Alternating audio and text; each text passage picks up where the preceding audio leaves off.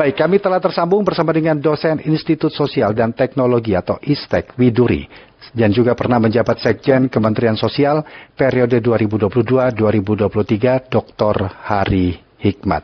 Pak Hari Hikmat, selamat pagi. Apa kabar? Selamat pagi, Mas Rudi. Iya. Salam sehat juga. Stimulus ekonomi ataupun insentif dan diskon yang diberikan pemerintah ada 6 jenis. Harapannya adalah meningkatkan daya beli masyarakat dan konsumsi masyarakat, terutama masyarakat berpenghasilan menengah ke bawah. Bapak melihat secara umum arah kebijakan bantuan sosial ataupun insentif ini bagaimana, Pak? Ya, jadi pandangan saya secara umum bahwa upaya pemerintah untuk membangun ketahanan masyarakat ya di dalam menjalankan kehidupan, termasuk juga upaya meningkatkan konsumsi rumah tangga melalui peningkatan daya beli masyarakat. Ini kan merupakan satu upaya untuk memperkuat bantalan ketahanan masyarakat, terutama di sektor real. Dan saya melihat upaya peningkatan konsumsi rumah tangga ini kan menjadi faktor penimbang untuk menggenjot pertumbuhan ekonomi yang ditargetkan tadi sampaikan 5%. Dan sudah tentu pemerintah mempunyai apa yang disebut structural adjustment policy, kebijakan penyesuaian struktural. Ini upaya menggenjot pertumbuhan kan saya melihat bukan hanya dari diskon ya dan subsidi ya, atau insentif dan subsidi, tetapi juga kan ada skema-skema kebijakan lain. Misalkan yang sekarang sedang berproses, bagaimana misalkan mengelola aset negara melalui pembentukan badan pengelolaan investasi melalui dana negara. Dan kalau sudah beroperasi secara efektif, ini akan mengkapitalisasi investasi ekonomi di sektor industri manufaktur. Sementara sektor real inilah yang disasar melalui insentif dan subsidi. Gitu. Kalau ini dikatakan untuk membangun ketahanan dan upaya memperkuat bantalan masyarakat di sektor real ini Pak Hikmat ya, lantas apa fondasi utama yang perlu dibangun untuk menciptakan ketahanan sosial, terutama di sektor real ini, Pak? Ya, pertama sudah tentu masyarakat berharap bahwa insentif dan subsidi ini sedemikian rupa tepat sasaran. Ya.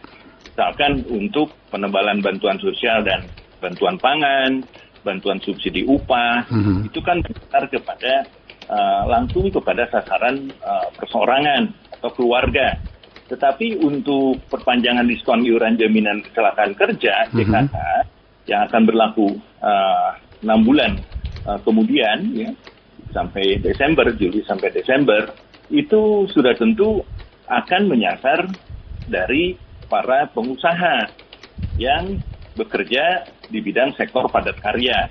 Artinya mereka akan mendapat keringanan ya untuk membiayai JKK. Terutama untuk pekerja penerima upah PPU ya, dan sektor real ini terkait dengan atau sektor padat karya ini kan industri kecil, pakaian jadi, makanan dan minuman, industri furnitur. Ini kan diharapkan jangan sampai terjadi gelombang PHK dalam situasi pertumbuhan ekonomi yang misalkan kalau berlangsung terus di bawah 5%, ini sudah tentu akan berdampak buruk untuk kondisi ekonomi dan kesejahteraan masyarakat. Ya, harapannya kan memang di kuartal kedua nanti terjadi peningkatan pertumbuhan ekonomi di atas 5% dengan adanya insentif ini.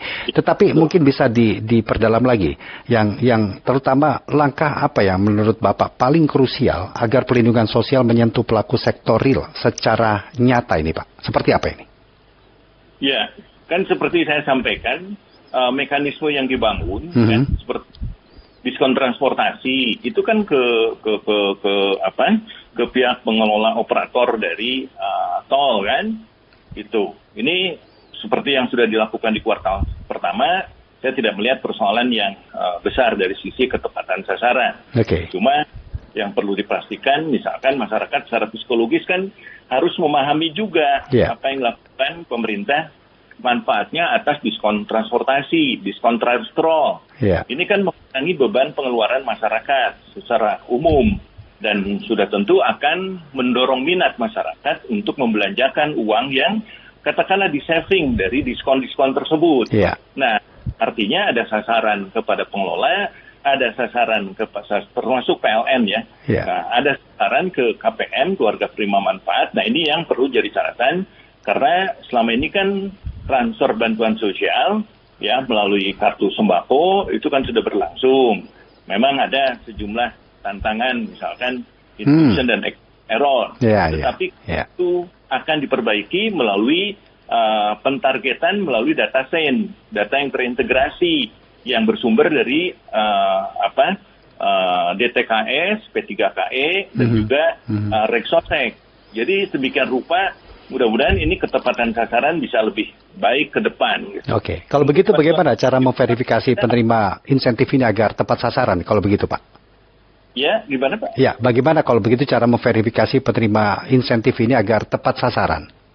Ya, sekarang ini kan sedang berlangsung apa yang disebut dengan ground checking, yang melibatkan BPS, Kementerian Sosial, tentu dengan pihak pemerintah daerah.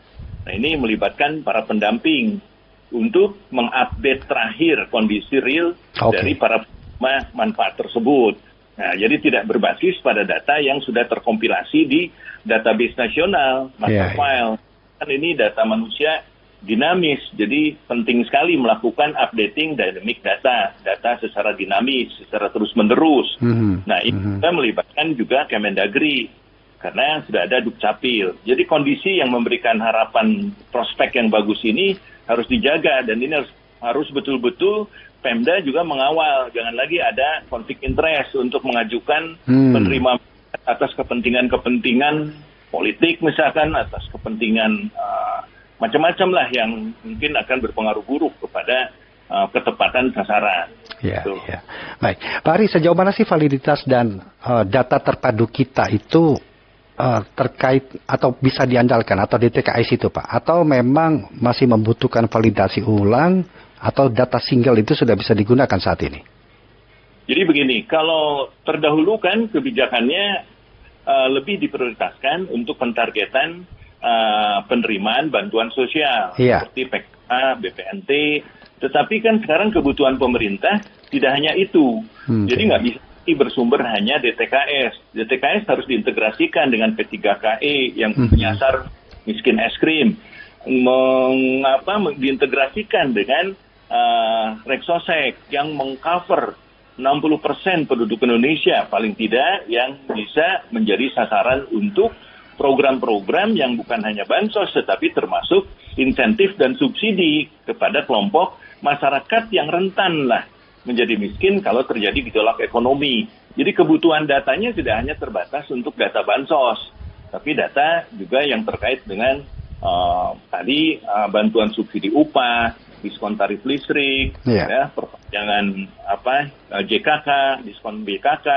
Hal seperti itu kan sedemikian rupa datanya akan terkompilasi nanti di data science yang sekarang menjadi rujukan utama untuk seluruh kementerian lembaga kalau menyalurkan berbagai subsidi, insentif, atau juga termasuk bansos itu sendiri. Oke, dari pengalaman selama ini Pak, apa yang paling berpengaruh terhadap keberhasilan kebijakan dalam program sosial Pak? Ya, saya berpandangan kalau dari pengalaman yang saya ikuti, ini sistem birokrasi yang harus juga dipastikan semua searah, sejalan dengan mekanisme nasional. Karena birokrasi ini kan kita tidak hanya bekerja di kementerian lembaga di pusat, tetapi harus sampai ke daerah. Jadi keterlibatan Pemda itu menjadi faktor krusial untuk menjaga, mengawal bahwa kebijakan penyesuaian struktural dalam bentuk insentif subsidi dan bantuan sosial itu betul-betul sampai ke masyarakat. Dan ini kan sangat berpengaruh untuk pengurangan beban pengeluaran masyarakat secara luas. Itu sambil realokasi anggaran saving yang dikelola oleh rumah tangga agar konsumsinya mendorong untuk daya dan bisa menggerakkan perekonomian di daerah. Ini kan akan berdampak pada pertumbuhan ekonomi secara nasional. Jadi program ini sebenarnya meningkatkan konsumsi masyarakat Pak ya. Jadi itu yang diharapkan mereka bisa meningkatkan daya beli mereka untuk memenuhi kebutuhannya. Baik, kita undang beberapa pendengar ini Pak Hari ya untuk berpartisipasi atau berinteraksi di pagi hari ini. Silakan pendengar, kami undang Anda di 0213523172, 3844545, 3862375 dan 3866712. bersama dengan dosen Institut Sosial dan Teknologi atau ISTEK Widuri yang juga pernah menjabat Sekjen Kementerian Sosial periode 2022-2023 Dr. Hari Hikmat. Sambil menantikan pendengar ini Pak, ada satu atau pertanyaan juga yang kerap kali menjadi diskusi di ruang publik kita. Bagaimana menjaga agar intervensi sosial itu tidak menimbulkan ketergantungan, Pak? Kalau dilakukan secara rutin kan khawatirnya ke sana nanti. Bagaimana? Betul. Ya. Jadi strateginya ke depan memang harus dipertimbangkan dalam jangka panjang.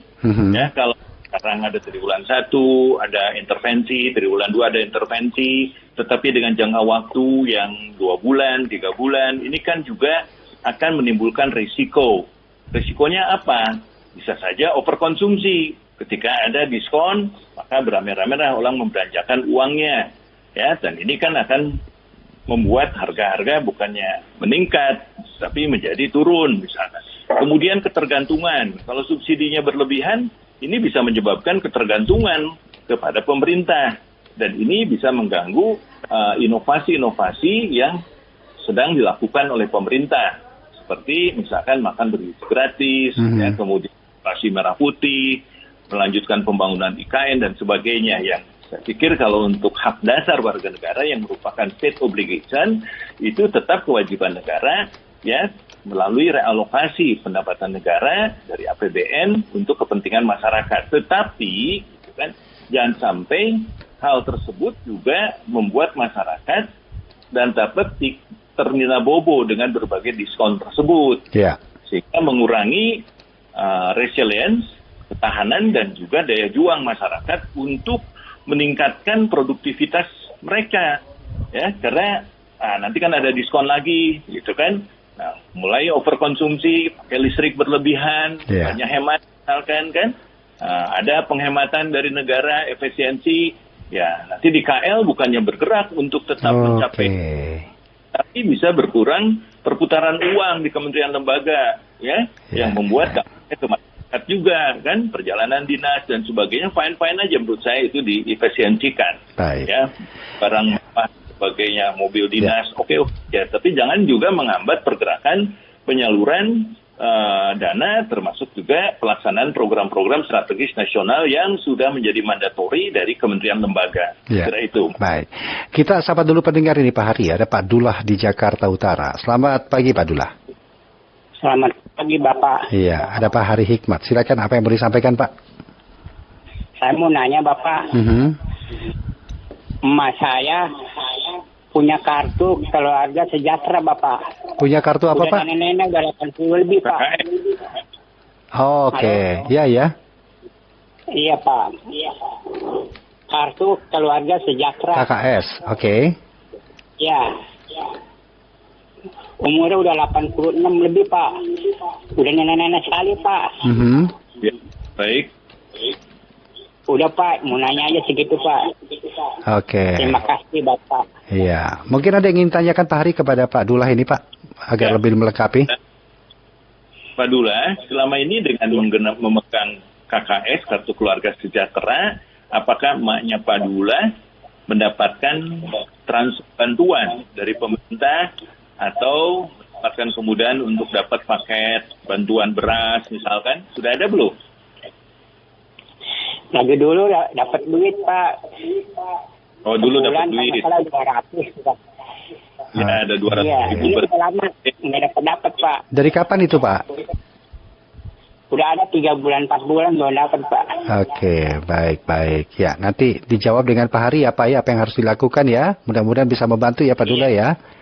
Iya. Iya Bapak. Baik, terima kasih Pak Dullah. Apa yang harus dilakukan kalau begitu seperti kasus yang dialami oleh Pak Dullah ini, Pak Hari? Ya, ini bisa saja persoalan timing ya, waktu penyaluran. Kan sekarang ada perubahan yang cukup mendasar dari sasaran pensasaran lewat DTKS ke data sen kan, yang sudah terintegrasi. Ini kan butuh waktu konsolidasi juga di penyelenggara program.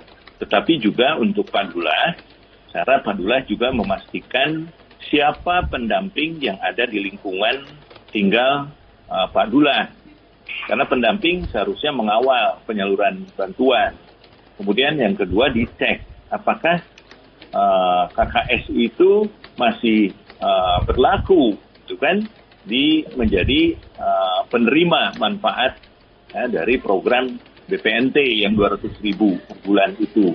Nah, kan ini mau ada tambahan bantuan ya, 200.000 per bulan untuk Juni-Juli, berarti akan terima 400.000 harusnya kan, masuk ke kartu keluarga sejahtera.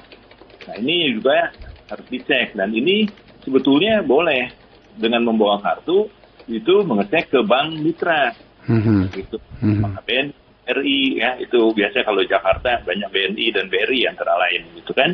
Nah, itu dicek aja ke outlet bank, akan baik dengan pendamping sebetulnya, ngecek juga ke pendamping. Saya kira itu, agar yang kedua timing ya, maka nanti rencananya sih triwulan pertama sudah berbasis data sen, tapi ya kita lihat ya, mungkin dalam proses bisa terjadi masuk biasanya agak sedikit terlambat ya, bukan Februari tapi masuk ke Maret April gitu kan, bukan ada hambatan lagi. Ya. Kalau harapan Anda Pak Hari, ke depan apa yang seharusnya menjadi prioritas dari Kementerian Sosial kalau begitu Pak? Ya, sebetulnya kalau harapan kementerian ya mungkin pejabat kementerian yang masih aktif lah. Tapi yang lagi harapan. Memang dampak positifnya untuk peningkatan kesejahteraan, pengurangan kemiskinan, daya beli bagus gitu kan. Tetapi perlu juga ada inisiatif-inisiatif baru yang bisa dikembangkan pemerintah kalau memberikan insentif dan subsidi. Misalkan mendorong digitalisasi usaha untuk UMKM ya, dengan insentif. Kemudian meningkatkan likuiditas dan kelangsungan usaha, misalkan pengurangan pajak atau pembebasan pajak, sehingga memberi uang fiskal lebih besar bagi UMKM. Kemudian pemerataan ekonomi seperti subsidi public service obligation. Ini juga bisa mengurangi polusi udara dengan mendorong penggunaan transportasi umum dan penggunaan energi yang terbarukan. Nah, banyak paket-paket lain yang sebetulnya bisa disasar oleh pemerintah dalam rangka meningkatkan produktivitas masyarakat.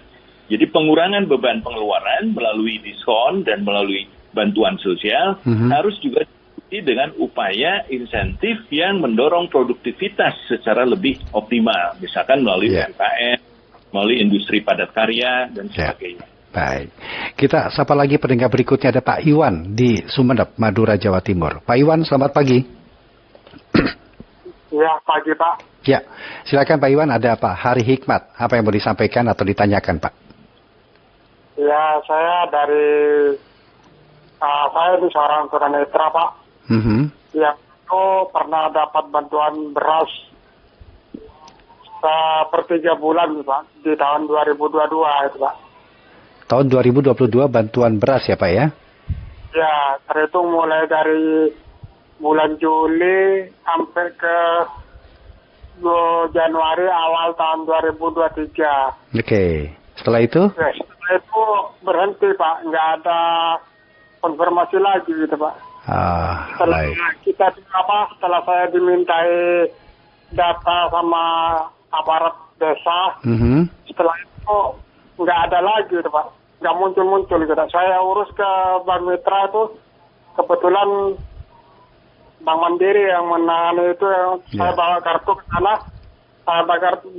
sana, tuh nggak ada ini Pak. Ya, baik. Katanya disuruh nunggu 3 hari. Setelah saya cek ke outletnya tuh tidak ada, katanya tuh Pak, nggak ada transaksi itu Pak. Baik Pak Iwan ya. Nanti mudah-mudahan bisa ditanggapi langsung oleh Pak Hari Hikmat ya. Terima kasih banyak Pak Iwan. Iya. Terima kasih. Assalamualaikum. Waalaikumsalam warahmatullahi wabarakatuh. Bisa membantu menanggapi Pak Hari apa yang tadi disampaikan oleh Pak Hikmat ini? Pak Iwan di Sumeneb. Halo. Ya, jadi Pak Iwan, jadi begini, saya langsung aja to the point kepada teman-teman atau rekan-rekan yang masih punya otoritas di Kementerian Sosial. Ini kadang-kala paket-paket intervensi kepada masyarakat itu kan macam-macam ya. Ada PKH, ada BPNT, ada atensi, asistensi rehabilitasi sosial. Nah, yang ada PENA ya, pemberdayaan pahlawan ekonomi nasional dan sebagainya. Nah, atensi itu menyasar sebetulnya untuk saudara kita yang mengalami disabilitas seperti Pak Iwan tadi. Iya. Nah, memang integrasi antara atensi ya dengan PKH dan BPNT kan sudah mulai dilakukan. Tetapi sangat boleh jadi penerima atensi ada yang belum masuk ke BPNT. Padahal BPNT itu menyasar 18,3 juta. Kan baru ratusan ribu. Sayang sekali kalau sumber daya dari BPNT tidak menjadi penerimaan di atensi, di disabilitas. Jadi ini lebih advokasi lah kepada Kementerian Sosial dan juga Dinas Sosial. Ya, mudah-mudahan hal seperti ini ya tidak terjadi harusnya kan. Karena pemerintah ini 18,3 itu sangat besar itu kan. 35% status sosial ekonomi terbawah. Masa penyandang disabilitas nggak masuk gitu kan di dalamnya. Nah, persoalan teknis, ya, administratif, juklak-juknis atau belum terintegrasinya kebijakan antar Direktorat Jenderal, ya, yang mengelolanya yang berbeda. Ini perlu jadi perhatian kita semua. Baik. Pak Hari Hikmat, terima kasih banyak Pak sudah meluangkan waktu pagi hari ini berbincang bersama Pro 3 RRI Pak. Sehat selalu Pak. Selamat pagi. Sehat selalu, Mas Rudi. Terima kasih. Terima kasih. Demikian tadi kami berbincang bersama dengan dosen Institut Sosial dan Teknologi atau ISTEK Widuri yang juga pernah menjabat Sekjen Kementerian Sosial periode 2022-2023, Dr. Hari Hikmat.